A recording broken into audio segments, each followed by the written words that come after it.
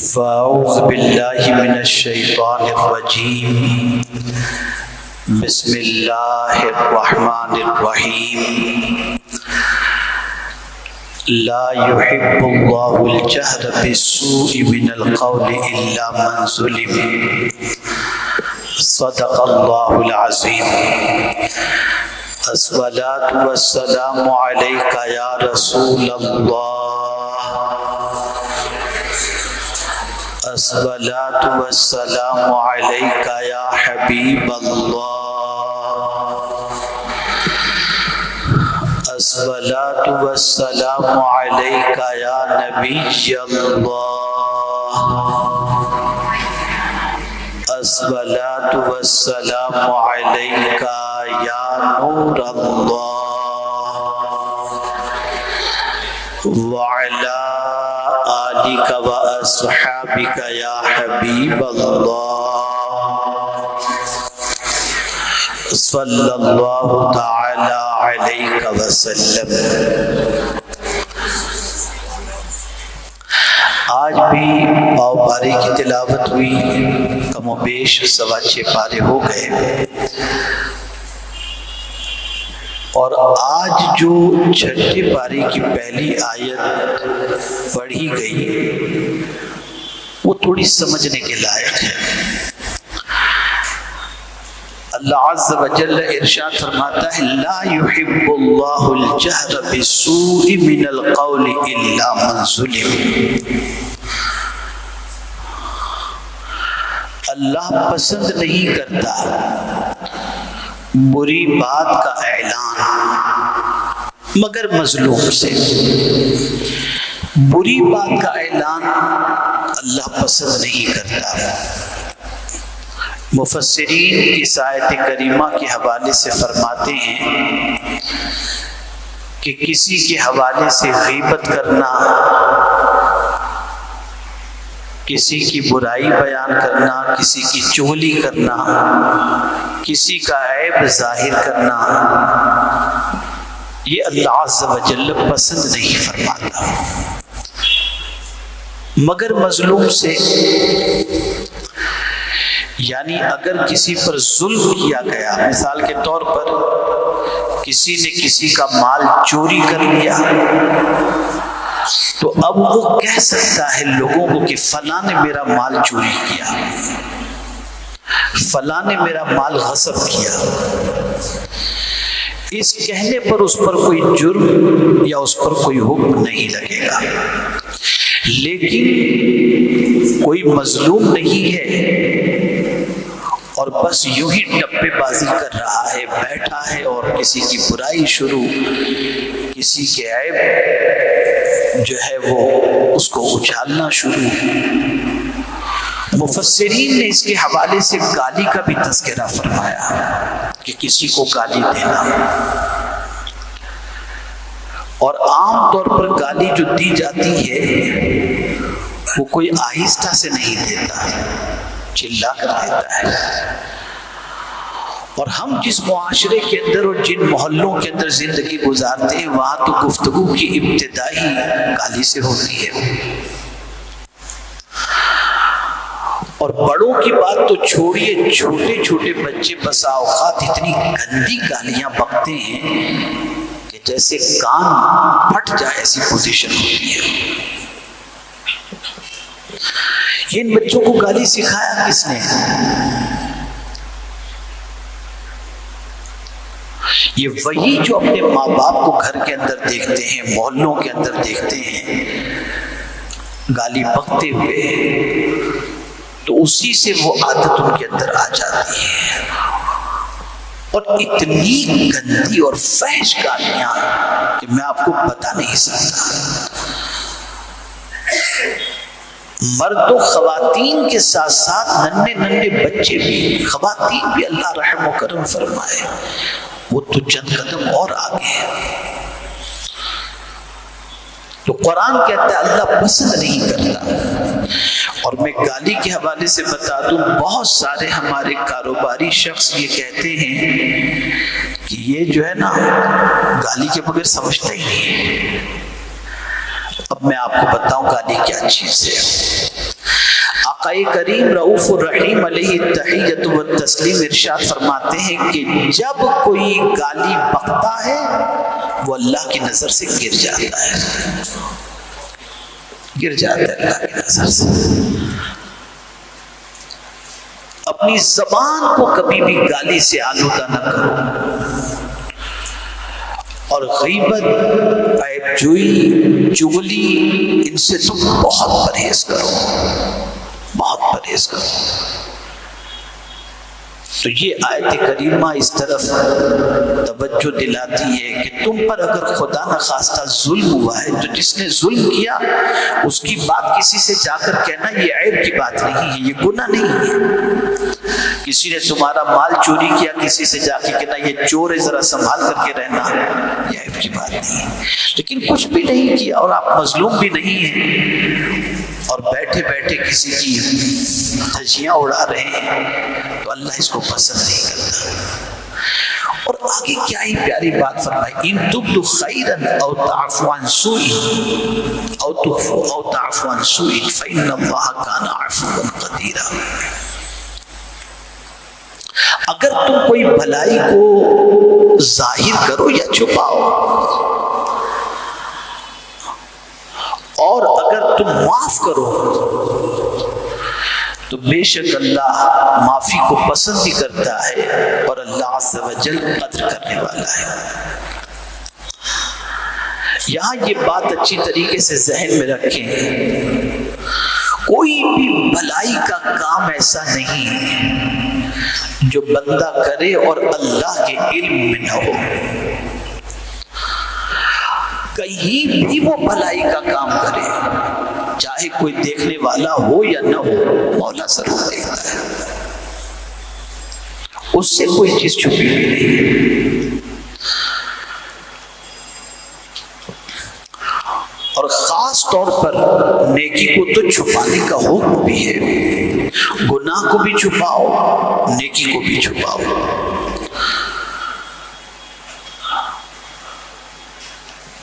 لیکن اللہ عز و جل سے کوئی چیز چھپی ہوئی نہیں۔ خیر کوئی بھی ہے، اس کے بارے میں قرآن نے کئی مقامات پر فرمایا، یوم تجد کل نفس ما عملت من خیر محضرا، کہیں فرمایا فمن یعمل مثقال ذرۃ خیرا یرہ، کوئی چیز چھپی ہوئی نہیں۔ سب ایک ذرے کے برابر بھی بندے نے نیکی کی نا تو وہ نیکی اس کے سامنے اللہ عز و جل لائے گا، اور بندہ خود قیامت کے دن اپنی نیکی کو اپنی نگاہوں کے سامنے پائے گا اور سوچے گا کہ کاش میں اور نیکی کیا ہوتا۔ نیکی ضائع ہو جاتی ہے۔ اور اگر آپ پر کسی نے ظلم کیا، کسی نے ستایا، کسی نے تکلیف پہنچائی، اور آپ نے اگر اسے درگزر کر دیا، معاف کر دیا، تو پروردگار جل جلالہ کو یہ عمل بہت پسند ہے۔ اسی لیے کئی آیتیں معافی کے حوالے سے قرآن مقدس میں موجود ہیں۔ وَلَمَنْ صَبَرَ وَغَفَرَ إِنَّ ذَلِكَ مِنْ عَزْمِ الْأُمُورِ، جس نے صبر کیا اور معاف کیا بے شک یہ ہمت والا کام ہے۔ معاف کرنے والے کو معاف کیا جاتا ہے، جو بندوں کو معاف کرے خدا اسے معاف کر دیتا ہے، خدا اسے معاف کر دیتا ہے۔ خود رسول رحمت صلی اللہ علیہ وسلم کی حیات طیبہ کا مطالعہ کریں، غزوہ احد کے موقع پر صحابہ کی اجتہادی غلطی کی بنیاد پر 70 صحابہ شہید ہوئے، جس میں سید الشہداء سیدنا امیر حمزہ رضی اللہ تعالی عنہ بھی شہید ہوئے، جو سرکار صلی اللہ علیہ وسلم کے چہیتے چچا تھے۔ لیکن قربان جائیے میرے رب کی عظمت پر کہ جن صحابہ سے اجتہادی غلطی ہوئی تھی ان کے سلسلے میں قرآن نے کہا فاعف عنہم، میرے محبوب ان کو معاف کر دو، ان کو معاف کر دو۔ بلکہ اور آگے آپ دیکھیں صرف معافی ہی کا حکم نہیں دیا، وَاسْتَغْفِرْ لَهُمْ، ان کے لیے مغفرت کی دعا بھی کرو۔ اور یہیں پر اکتفا نہیں، اور آگے فرمایا وَشَاوِرْهُمْ فِي الْأَمْرِ، اور ان سے مشورہ بھی کرو۔ اب یہاں بہت اہم نکتہ میں آپ کے سامنے عرض کر رہا ہوں، زندگی پر یاد رکھیے گا۔ رسول رحمت صلی اللہ علیہ وسلم کو معاف کرنے کا بھی حکم، مغفرت کی دعا کرنے کا بھی حکم، اور پھر ان سے مشورہ کرنے کا بھی حکم۔ کن سے؟ صحابہ کرام علیہم الرضوان سے۔ لیکن مشورے کے بعد جب کوئی ڈیسیشن لے لیا جاتا ہے تو مشورہ دینے والوں پر بھروسہ نہیں، بھروسہ کس پر کرنا چاہیے؟ فَإِذَا عَزَمْتَ فَتَوَكَّلْ عَلَى اللَّهِ، جب تم کسی کام کا ارادہ کر لو تو اللہ پر بھروسہ کرو۔ تو یہ مزاج ہمیں دیا جا رہا ہے کہ اے اللہ کے بندو، تم اسباب پر بھروسہ کرنے کی بجائے مسبب الاسباب پر بھروسہ کرو، اور جو اللہ پر بھروسہ کر لے اللہ اسے مایوس نہیں کرتا، اللہ عز و جل اس پر کرم کی نظر فرماتا ہے اور اس کے بھروسے کی لاج رکھ لیتا ہے۔ تو دو باتیں سمجھ میں آئیں۔ پہلی چیز، تین باتیں۔ ایک تو یہ ہے کہ بری چیز، بری بات کا اعلان نہیں کرنا چاہیے سوائے مظلوم کے، اور دوسری چیز یہ ہے کہ بھلائی کوئی بھی آپ کرو، کہیں بھی کرو، چھپ کر کرو یا دکھا کے کرو، اللہ عز و جل ان بھلائیوں کو جانتا ہے اور معافی کو اللہ پسند فرماتا ہے۔ تو اللہ ایک حدیث مجھے یاد آ رہی ہے، آقا کریم صلی اللہ علیہ وسلم فرماتے صدقہ دینے سے مال کم نہیں ہوتا اور معاف کرنے سے عزت کم نہیں ہوتی۔ معاف کرنے سے عزت کم نہیں ہوتی۔ کبھی انسان سوچتا ہے میں اور اس کو معاف کروں، یہ مجھے بزدل سمجھے گا، نہیں، جو حضور نے فرما دیا وہ سچ ہے،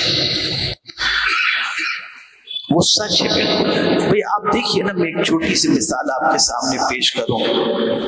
کسی سیٹ کی اگر آپ حکم عدولی کریں تو منہ دکھانے کے لیے، اس کو یاد کرنے کے لیے آپ ڈریں گے، لیکن صبح سے لے کر رات تک رب کی نافرمانی کرتے ہیں اور مصیبت آتی تو یا اللہ تو کرم فرما۔ ارے پوری زندگی اس کی نافرمانی کر کے پھر بھی تو اسی سے مانگ رہے، تو جواب ملے گا اس سے زیادہ معاف کرنے والا ہے کون؟ ہے کون؟ بلکہ خود رب نے فرمایا اپنے محبوب صلی اللہ علیہ وسلم سے، نبئ عبادی انی انا الغفور الرحیم، میرے بندوں کو خوشخبری سنا دو کہ میں بہت معاف کرنے والا مہربان ہوں۔ تو معاف کرنا اللہ کی سنت بھی ہے اور معاف کرنا رسول رحمت صلی اللہ علیہ وسلم کی بھی سنت مبارکہ ہے۔ اب دو آیتیں آپ کے سامنے عرض کر کے میں اپنی گفتگو کو ختم کروں۔ دوستی کس سے کی جائے اور کس سے نہ کی جائے، ایک بڑا لمبا ٹاپک ہے یہ۔ آج تراویح کے اندر آیت آئی، یا ایھا الذین آمنوا لا تتخذوا الیہود والنصارى اولیاء، ایمان والو یہودی اور نصرانی کو دوست نہ بناؤ، وَمَن يَتَوَلَّهُم مِّنكُمْ فَإِنَّهُ مِنْهُمْ، جو ان کو دوست بنائے گا وہ انہی کے ساتھ ان کا حشر ہوگا، انہی کے ساتھ۔ اب دوستی کی چار قسمیں ہیں، موالات، مواسات، مدارات اور معاملات۔ کس قسم کا دوست نہ بنایا جائے؟ وہ جو گہری دوستی ہوتی ہے کہ اپنے دوست کی مروت کا کام شروع ہو جائے، اتنی گہری دوستی کہ پھر اس کے دین کے سلسلے میں اپنانے کا جذبہ بھی ہو، اس کے دین کے طریقے کو اپنانے کے اندر بھی کوئی جھجک محسوس نہ ہو، ایسی دوستی سے قرآن نے منع کیا۔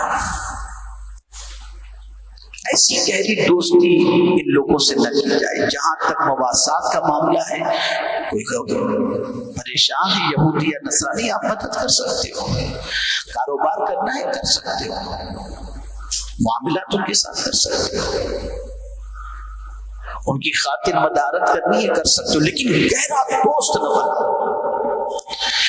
اس لیے کہ ان کی دوستی تمہیں ان کے رنگ میں رنگ دے گی. اور آج جیسا کہ ہم دیکھ رہے ہیں کہ ان کی دوستی نے رنگ میں رنگ دیا. کہ اب اگر آپ دنیا کے ان ملکوں کا جائزہ لیں جن ملکوں کے اندر اسلام پر بہت سختی سے عمل ہوتا تھا، لیکن ان کی دوستی نے اتنا آگے ان کو نکال دیا کہ اب وہ ساری چیزیں اپنائی جا رہی ہیں جو کسی طرح سے اسلام کے اندر شامل نہیں ہیں. اور یہ بات یاد رکھیے گا، سرکار صلی اللہ علیہ وسلم نے ارشاد فرمایا جب کسی سے دوستی کرو تو اس کا دین دیکھ لیا کرو، اس لیے کہ انسان اپنے دوست کے دین پر ہوتا ہے. پھر ایک مقام پر فرمایا لا تصاحب الا مؤمنا، دوستی مت کرو مگر غلام رسول سے دوستی کرو. اب اگر کوئی مومن سے دوستی کرتا ہے تو کیا ہوگا، اس کو آگے آج بیان کیا گیا. انما ولیکم اللہ ورسولہ والذین آمنوا. میں اس کو آمنو کو تھوڑا سا آپ کو بتاؤں گا. تمہارے دوست اللہ، اس کے رسول اور ایمان والے ہی ہیں. یہ قرآن کہتا ہے، انما حصر کے لیے آیا. لیکن آپ بھی اپنے آپ کو ایمان والا کہتے ہیں، میں بھی اپنے آپ کو ایمان والا کہتا ہوں. تو اب کیسے ایمان والوں سے دوستی کی جائے، اس کو قرآن نے کھولا. الذین یقیمون الصلاۃ ویؤتون الزکاۃ وہم راکعون، جو نماز قائم کرتے ہیں، زکوٰۃ دیتے ہیں اور رکوع کرنے والے ہیں.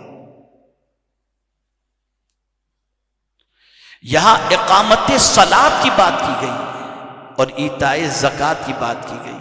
اور اب اگر کسی نے اللہ کو، اس کے رسول کو اور ایمان والوں کو دوست بنا لیا تو اب قرآن نے آگے بتا دیا وَمَن يَتَوَلَّ اللَّهَ وَرَسُولَهُ وَالَّذِينَ آمَنُوا فَإِنَّ حِزْبَ اللَّهِ هُمُ الْغَالِبُونَ. جس نے اللہ اور اس کے رسول اور ایمان والے کو دوست بنا لیا، یہ اللہ کا گروہ ہے اور یہ غالب آ کر کے رہے گا. یہ غالب آ کر کے رہے گا. تو ہم جس کتاب کو اللہ کی آخری کتاب مانتے ہیں، وہ کتاب دوستی کا طریقہ بھی ہمیں بتاتی ہے اور دوستوں کا سلیکشن کا طریقہ بھی ہمیں بتاتی ہے. کتنی عظمت والی کتاب ہے. ابھی نئی ناسا کی تحقیق آئی ہے، کل ہی میرے پاس ایک ویڈیو آیا ہے، تو آپ ان کی تحقیق کو دیکھیں گے تو عقل دنگ رہ جائے گی. سورہ شمس کے بارے میں اس نے تحقیق کی ہے اور بتایا ہے کہ ہر آیت کے آخر میں ہاں جو ہے اس سے کیا مراد ہے. تو دنیا قرآن کے ایک ایک حرف کی تحقیق کر رہی ہے اور مسلمان قرآن پڑھنا ہی نہیں جانتا، پڑھنا ہی نہیں جانتا اور نہ سیکھنے کی کوشش کرتا ہے. ہم اس کتاب کو مانتے ہیں، آخری کتاب اور اللہ کی کتاب، جس کتاب کی حفاظت کا ذمہ اللہ نے لیا ہے اور وہ ہدایت کی کتاب ہے. لیکن اس قوم پر جتنا ماتم کیا جائے اتنا کم ہے کہ یہ قوم جتنا اس کتاب کو مانتی ہے اتنا اس کتاب سے فائدہ نہیں اٹھاتی، بالکل نہیں اٹھاتی. بس ایک حدیث مجھے یاد آ رہی ہے ہلاکت کے حوالے سے اور کامیابی کے حوالے سے. آقا کریم صلی اللہ علیہ وسلم نے فرمایا پہلے کے لوگ یقین اور زہد کی بنیاد پر کامیاب تھے. انہیں اللہ کے ہر فرمان پر یقین تھا. جو اللہ نے فرما دیا 100% صحیح، جو حضور صلی اللہ علیہ وسلم نے فرما دیا 100% صحیح. ارے مولانا آج نہیں، کچھ بھی نہیں، اللہ کا فرمان حق، اس کے حبیب صلی اللہ علیہ وسلم کا فرمان حق. اور زہد کی بنیاد پر کوئی دنیا کی اتنی محبت نہیں، کوئی حرص نہیں، کوئی لالچ نہیں. اور والی امت کی ہلاکت کا سبب جو بیان کیا گیا ان میں حب دنیا اور لمبی امید، اتنی لمبی امید کہ جس کی کوئی انتہا نہیں. ارے کل کر لیں گے، ابھی تو عمر ہی کیا ہے، ابھی تو دیکھا جائے گا، بعد میں سوچتے ہیں کرتے ہیں، یہ کر لیں پھر یہ کر لیں پھر یہ کر لیں پھر اس کے بعد اس کے بعد اس کے بعد، بس یہی سب چل رہا ہے. تو اس امت کی ہلاکت کا ایک سبب حب دنیا اور طول عمل، لمبی امیدیں.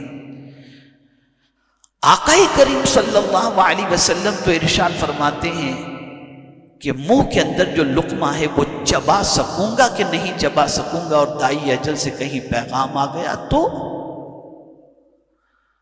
جو آنکھ کھلتی ہے پلک کے جھپکنے سے پہلے ہو سکتا ہے دائی اجل کا پیغام آ جائے، اللہ کی طرف سے بلاوا آ جائے،